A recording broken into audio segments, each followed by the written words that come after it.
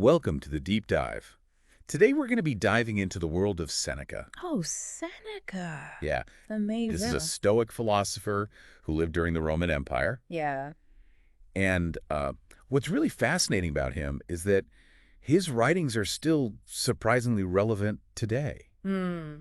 Primarily his letters. Yeah. So we're going to be exploring what he had to say about things like happiness, dealing with tough times, self-discipline, and the fact that life is constantly changing. Yeah, and what's fascinating about Seneca is that he wasn't just some, philosopher in an ivory tower. Right. He was really living this philosophy But in the thick of it. right in the middle of Roman politics, advising emperors, Wow. witnessing firsthand the complexities of power.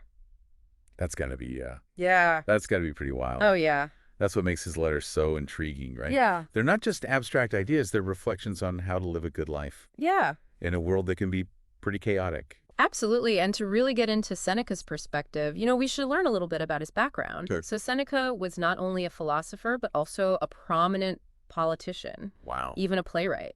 Really? Yeah. So his letters are just chock full of insights drawn from his real world experiences. So he wasn't just talking the talk, he was walking the walk. Yeah, absolutely. Now I understand that there's some mystery surrounding his early life. Well, yeah, there are some gaps in the historical record. Okay. We don't entirely know the exact order of some of the letters, Got it. and it's possible some were lost over time. Okay. But what is crystal clear is Seneca's lifelong dedication to philosophy. This was not a side hobby for him. Yeah. It was interwoven into everything he did.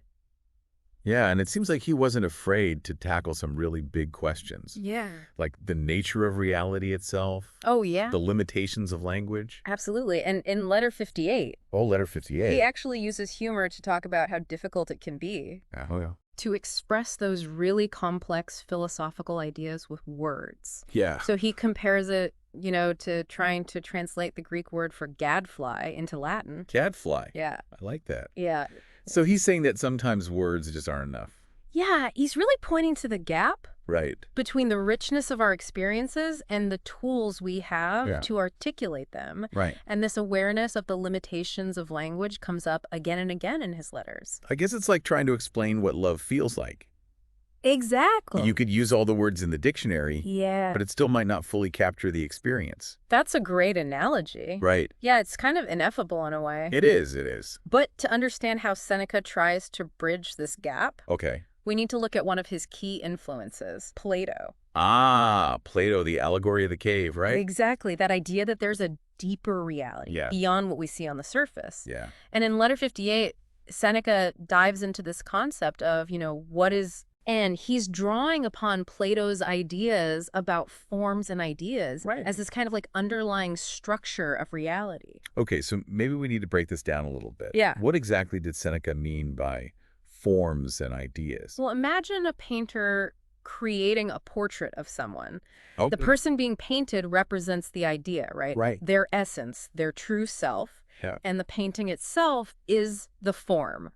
A physical representation of that idea. I see. So Seneca is saying that the idea exists before and outside of the form, highlighting that there's a level of reality beyond our immediate perceptions. Interesting. So there's a deeper truth behind the physical appearance of things. Now, where do human beings fit into this whole scheme? Well, Seneca places human beings within this hierarchy of what is. Okay. And emphasizes that we're part of this larger ontological order. That's pretty deep stuff. It is. But I can see how this connects to the idea that there's more to life than what we see on the surface. It reminds me of that saying, don't judge a book by its cover. Absolutely. Right. And Seneca also believed that just like a river constantly flowing, everything in life is in a state of constant flux. Okay. He says, we never step into the same river twice as the water is constantly flowing. Wow, so this sounds like the Stoic idea of embracing change. Yeah. Right? Yeah. Not getting too attached to the past or fearing the future. You got it. Yeah. He's saying that we, like the river, are always changing. Each moment is a new beginning, marking the end of a previous state. Yeah, and this constant change, while it can be unsettling, right? It's actually an opportunity for growth and renewal. Absolutely. So how do we apply this ancient wisdom to our modern lives? I know, right? Because it seems like we're always trying to cling to the past Yeah. or control the future. Well, it's about recognizing that the only thing that's truly within our control Yeah. is our own mind, Right. our own reactions Our reaction. to the ever-changing flow of life. Right. We can't stop the river from flowing, Right. but we can learn to navigate it skillfully. Exactly. So instead of getting stressed out about things we can't change, Yeah. we should focus on our own inner state Yeah, our own response. to whatever life throws at us. Right, and Seneca dives deeper into this concept of mental resilience. He does. In letters 66 and 71, Yeah. he compares a strong mind Yes. to a well-defended fortress Mm-hmm. capable of withstanding the attacks of fortune. Yeah. So he's saying our minds are more powerful They are. than we often give them credit for. Yeah. We can choose how we respond to external challenges. Yeah, and he believed that the body and the mind are separate. Okay. The body might suffer physical harm, Right. but it's our perception, our mental attitude that Yeah. determines Right. how deeply we suffer. I see. So it's not about denying pain or hardship, Oh. but about cultivating an inner strength Yeah. that allows us to face those challenges Yes. with courage and resilience. Exactly. And that leads us to Seneca's fascinating discussion on the equality of goods, Okay. which he outlines in letter 66. Letter 66, equality of goods. Yes. Now, what does he mean by equality of goods? Well, good question. Is he saying that all good things are the same? Well, he categorizes goods into 3 types: Oh, wow. primary, secondary, and tertiary. Okay. Primary goods are things like inner peace and joy, Okay, joy. while secondary goods are about facing challenges with virtue and courage. Oh, And then tertiary goods are more superficial, okay. like having good manners Oh, or, a graceful way of walking. okay. So he's saying that even though these goods are different, Yeah. they're equal in their importance. Well, he argues that through the lens of virtue, Okay. they are. Okay. Seneca believed that a virtuous mind is the highest good, and it remains consistent, Consistent. regardless of the external situation. So it doesn't matter if I'm feeling happy or facing a tough situation. Yeah, What matters most is maintaining a virtuous mindset. precisely. The external circumstances might change, Right. but our inner state, our virtue, Mm. is what truly defines us. This is starting to sound a lot like that idea of amor fati, Yes. embracing whatever life throws our way. You're right on track. Yeah. It might seem counterintuitive Yeah. to love what's painful or difficult. Yeah. Seneca suggests that by accepting what we can't change Okay. and focusing on our own virtuous response, Right. we can find a sense of peace and purpose, Okay. even in the midst of adversity. Wow. So it's about shifting our focus from Yeah. trying to control external events Yeah. to cultivating our inner strength and resilience. Exactly. This idea is so relevant today, It is. especially when we're constantly bombarded with these messages Yeah. that tell us to avoid discomfort and strive for constant happiness. Seneca reminds us that true happiness Yes. isn't about seeking pleasure or avoiding pain. Mm-hmm. It's about cultivating a virtuous mind Yeah. that can weather any storm, That's it. right? It's powerful. It's a powerful reminder Yeah. that we always have a choice in how we respond to any given situation. Yeah. It's about reclaiming our inner power. Absolutely. And that's just the beginning. Yeah. Seneca's letters are chock full of these practical and profound insights Right. that can help us navigate the complexities of life Okay. with more clarity and purpose. It's amazing, Seneca. He was ahead of his time. Way ahead of his time. Yeah. And his writings are still relevant today, I know. It's incredible. thousands of years later. Yeah. And his ideas about, happiness, resilience, virtue, Mm-hmm. they continue to resonate Yeah. and provide us with this timeless wisdom. Yeah, it's really a treasure trove of wisdom. Yeah. Seneca's letters are a gift They are. to humanity. Absolutely. So we've just scratched the surface here, Yeah, we have. but there's so much more to explore So much more. in the world of Seneca's letters. Yeah, stay tuned. We're going to be right back after a short break Can't wait. to dive even deeper Deeper. into his ideas on lifelong learning, resisting negative influences, and finding true wealth in a world that often prizes material possessions. Looking forward to it. So stick with us. We'll be right back. We'll be right back. And we're back, continuing our deep dive into the wisdom of Seneca. Yeah. And one of the things that really struck me is his belief in lifelong learning. Yeah. Seneca was a huge proponent of it. Yeah. It's like he's saying, We should never stop being curious. Yeah. Always be open to new ideas, new Mhm. experiences. Absolutely. And wasn't Seneca quite old when he wrote many of his letters? He was, and it's really interesting when you consider that perspective, you know. Yeah. In Letter 76, he talks about joining a philosophical school in his later years. Wow. Not only that, he was teaching others there as well. That's amazing. Yeah, He amazing. was basically saying it's never too late to learn something new Right. and to share what you've learned with others. Yeah, exactly. And, this ties in with his belief that true worth lies in a person's character, Mhm. not in external factors, It's about what's inside. like appearance or possessions. Yeah, absolutely. It's a good reminder that it's not about how much money you have or how popular you are or what you look like. Mhm. True value comes from within.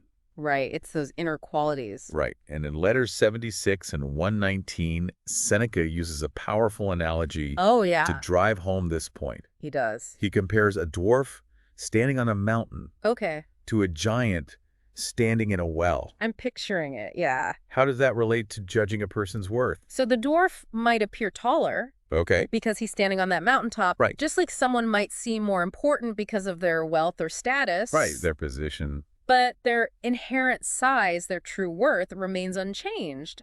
So you're saying that outward appearances can be deceiving. Mm-hmm. Just because someone has a lot of money or a fancy title Right. doesn't necessarily mean they're a good person. It doesn't mean they're virtuous. Right. And the giant, even though he's stuck in a well, Right. is still a giant. He is. His size, his inner strength Yes. isn't diminished by his circumstances. Exactly. This is so relevant today I know. when we're constantly bombarded with messages about material success and social status. Yeah, we're always comparing ourselves. Right. It's all about the external. Mm-hmm. Seneca challenges us to reevaluate our values Yeah, what do we truly value? and to recognize that true wealth lies in something much deeper. He calls it natural wealth. Natural wealth. Yeah. Now, what is natural wealth? Well, it's about finding contentment Okay. in fulfilling our basic needs, Okay. living in harmony with nature. Right. Seneca argues that true wealth comes from appreciating what we have and recognizing that happiness doesn't depend on accumulating more and more stuff.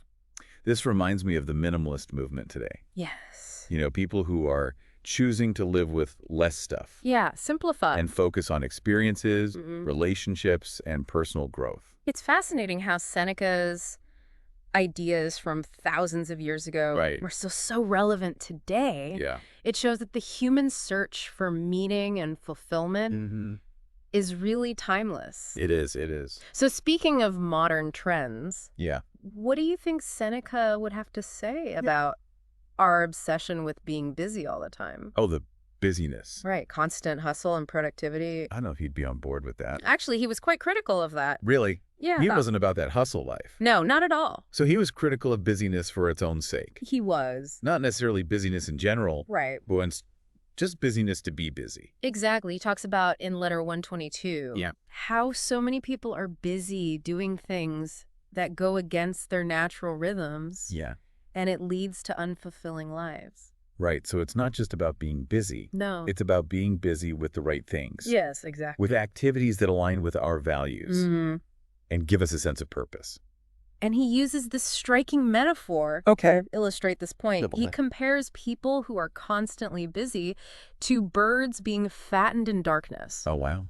for a feast. Okay. Yeah, it's a powerful image. It is. He's suggesting that, just like those birds, Yeah. people who are caught up in this whirlwind of meaningless activity. Right. They're just going through the motions. Mm-hmm. They might be physically well fed, Right. But they're lacking that inner nourishment. but they're living in a kind of darkness, Yeah, a spiritual darkness. lacking real purpose and direction. It makes you think, are we just filling our days with distractions? Right. Are we truly living a life that matters? That's the question. Yeah.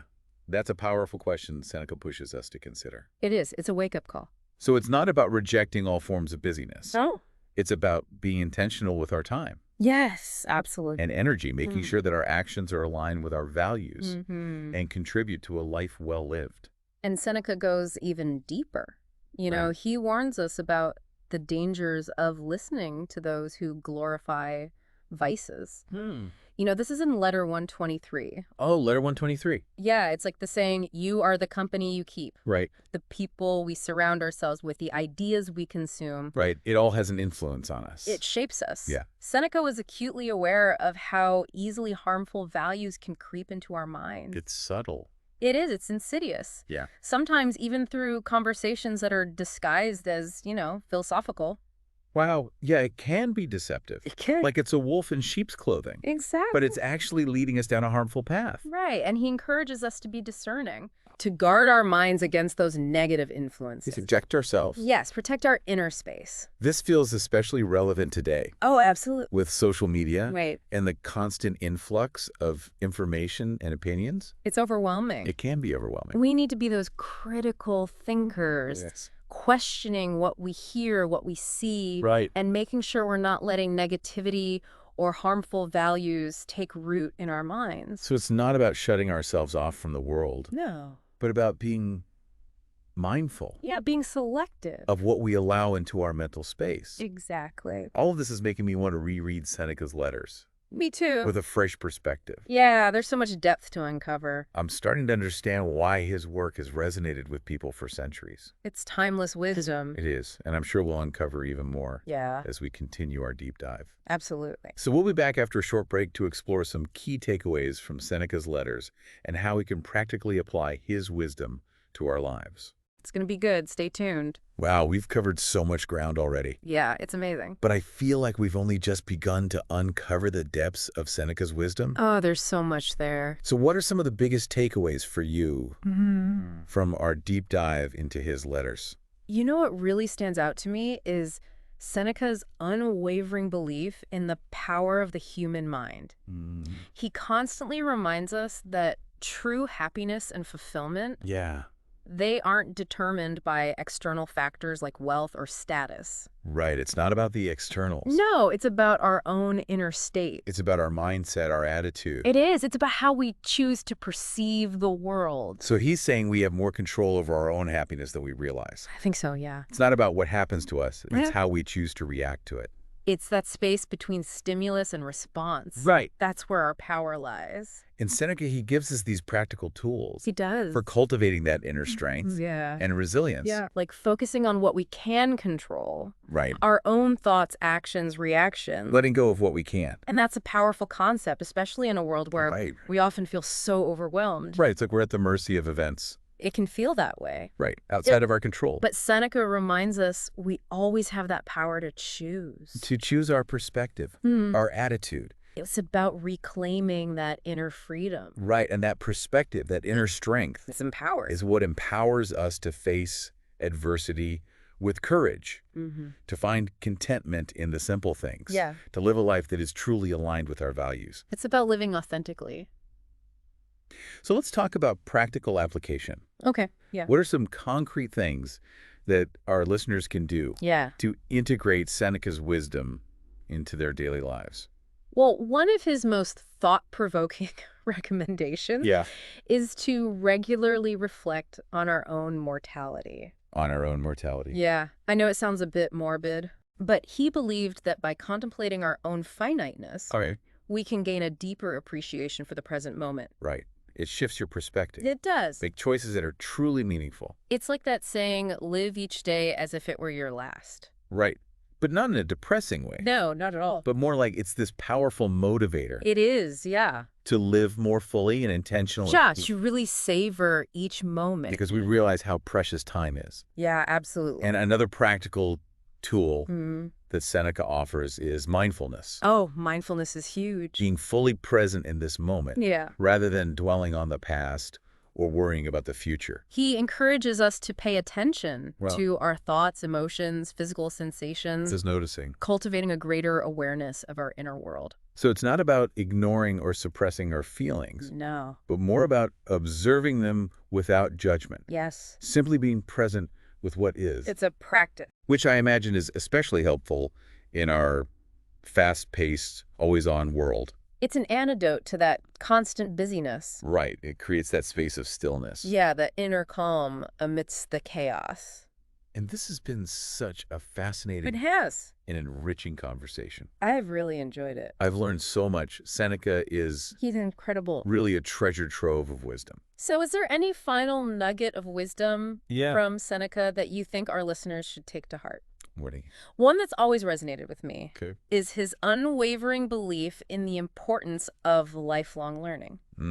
Always be learning, always be growing. Exactly. Never stop exploring new ideas, feeding that curiosity. And it's not just about accumulating knowledge for the sake of it. Right. It's about applying it. It's about becoming better human beings. Yeah. Living more fulfilling lives. Contributing to the world in a positive way. Right. It's about growth and transformation. That's the essence of Seneca's message. And it's not about memorizing quotes or becoming a scholar of ancient philosophy. It's about embodying these principles. Right. Taking these timeless insights Yeah. and applying them to our own lives. Weaving them into the fabric of our daily experience. Using this wisdom to create positive change Yeah. in ourselves and in the world around us. It's a ripple effect.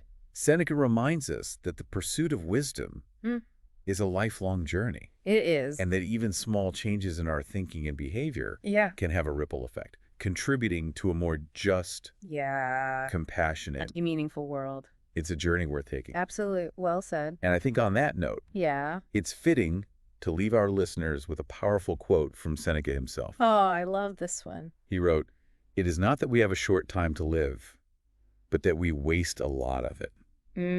Powerful. Let that be a call to action. Yes. An invitation to live intentionally, savor each moment. Make the most of this precious time. And make the most of the precious time we have. Beautiful. So to our listeners, keep exploring, keep learning, and keep diving deep into the vast ocean of knowledge. Keep diving deep. Thanks for joining us on The Deep Dive. It's been a pleasure.